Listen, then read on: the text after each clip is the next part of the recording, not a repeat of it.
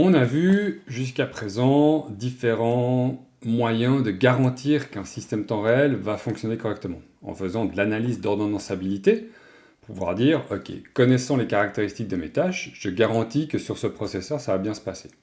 Maintenant, il se peut que tout ne se passe pas aussi bien qu'on le voudrait dans le meilleur des mondes, et donc on se retrouve potentiellement avec des situations de surcharge.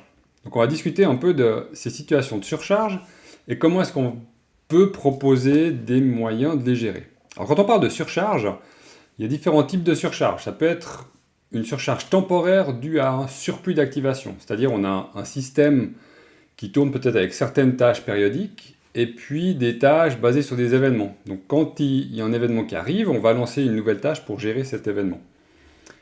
Évidemment, on a quelque chose où, en fonction du nombre d'événements à gérer, en fonction du nombre de tâches qu'on a, ça va bien se passer. Et tout d'un coup, on peut avoir une tâche en trop qui arrive, qui fait que l'ordonnancement ne pourra plus être respecté correctement. Typiquement, EDF est assez sensible à ça avec ce qu'on appelle l'effet domino. On y reviendra un petit peu plus tard. On peut avoir aussi une surcharge temporaire due à un temps d'exécution trop long, où d'un coup, une tâche périodique ou apériodique qu'on avait prévue avec un certain pire temps de réponse, tout d'un coup prend plus de temps à s'exécuter, pour je ne sais quelle raison, un calcul qui d'un coup part un peu en vrille parce qu'on a un calcul itératif un peu particulier, ou l'attente de quelque chose qui fait que ça se passe pas très bien. Là on se retrouve avec le fait que dans un cas comme ça, si on est sur de l'ordonnancement de type rythme tonique, seulement les tâches de priorité inférieure seront touchées. Toutes les tâches de priorité supérieure ne vont pas souffrir en fait de ceci. Si on est sur de l'EDF, par contre, EDF, vu que c'est la tâche à l'échéance absolue la plus courte qui va s'exécuter, potentiellement, ça peut affecter n'importe quelle tâche, ce qui peut être un peu embêtant. Et puis, troisième type de surcharge, c'est une surcharge permanente, si on a des tâches périodiques. Alors là, ça voudrait dire typiquement qu'on a un facteur d'utilisation du processeur qui est plus grand que 1. Alors ça, évidemment, ça veut dire qu'on a vraiment raté notre coup, c'est-à-dire qu'on a un design qui n'est pas bon, qu'on a une analyse d'ordonnançabilité qui n'a pas été faite correctement. Si on est sur du offline standard, d'accord, donc voilà, on a peut-être mal fait notre travail, ou bien alors on a une nouvelle tâche périodique qui est lancée, puis du coup qui met à mal l'ordonnancement et on n'a pas recalculé l'ordonnançabilité de tout ça, ou bien ça pourrait être à un moment donné dans le système, on modifie la période d'une tâche, qui fait que on a réduit la période d'une tâche, et donc on a un peu plus surchargé le système, et on arrive à une surcharge qui va durer en fait, puisqu'on consomme plus qu'un CPU.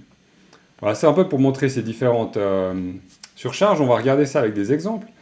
Un petit exemple ici, on est selon EDF, avec des coûts respectifs de 3, 2, 5 et 4 pour nos 4 tâches, les temps d'arrivée et nos échéances.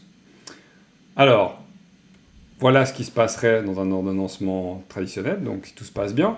T2 qui s'exécute. Une fois que T3 arrive, vu que son échéance est plus proche, c'est T3 qui s'exécute.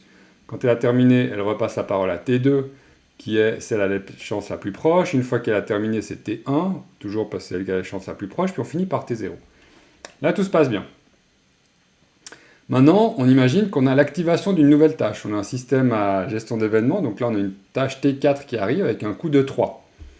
Qu'est-ce qui va se passer? Eh bien, on a T2 qui s'exécute, ensuite un bout de T3, mais T4 arrive, T4 va s'exécuter, et donc va retarder T3 d'autant. Et donc T3 finit en retard, manque son échéance, et par effet domino, en fait, va faire que T2 va aussi rater son échéance, que T1 va également rater son échéance, et T0 aussi.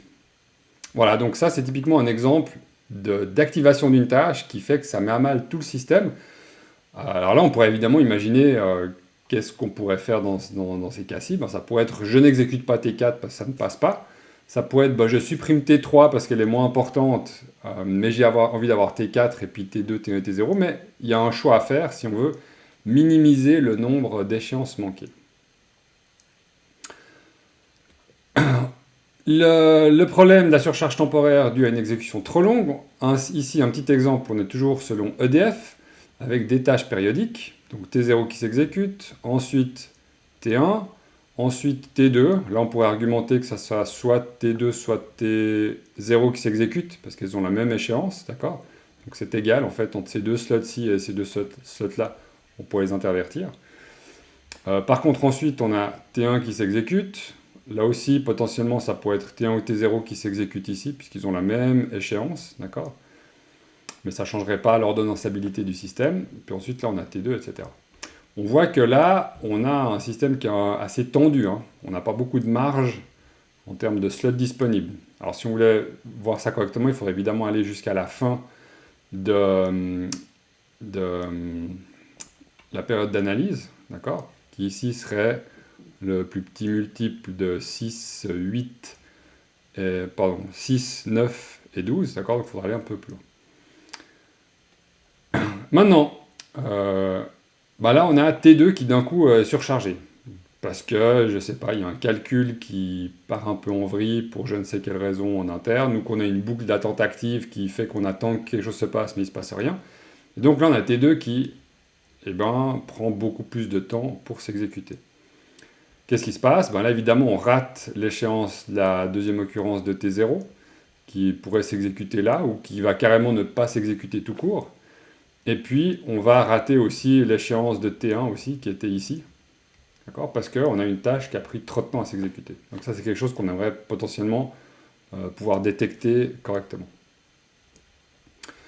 Surcharge permanente. Là, on a des tâches. On pourrait faire, ça je peux vous laisser en exercice, faire l'ordonnançabilité de ceci en utilisant la fonction d'hyperbolic bound.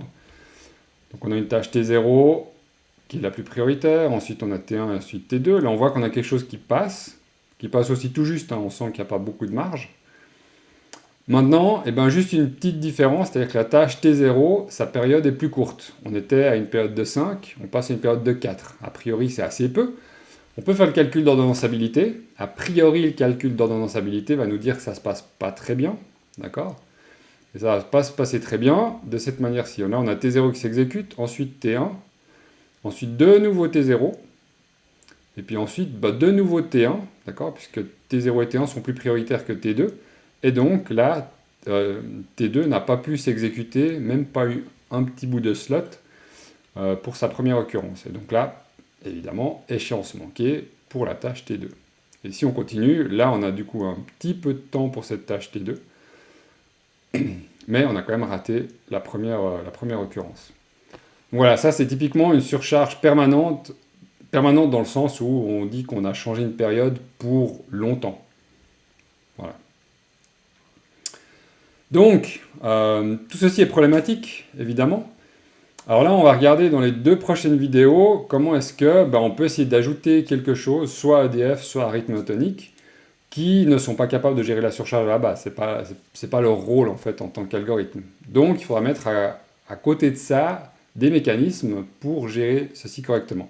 On va commencer dans la prochaine vidéo avec la détection de la surcharge, pour ensuite, dans la vidéo d'après, voir comment est-ce qu'on peut essayer de réorganiser les choses ou écrire nos tâches un petit peu différemment pour qu'on puisse gérer ce type de situation.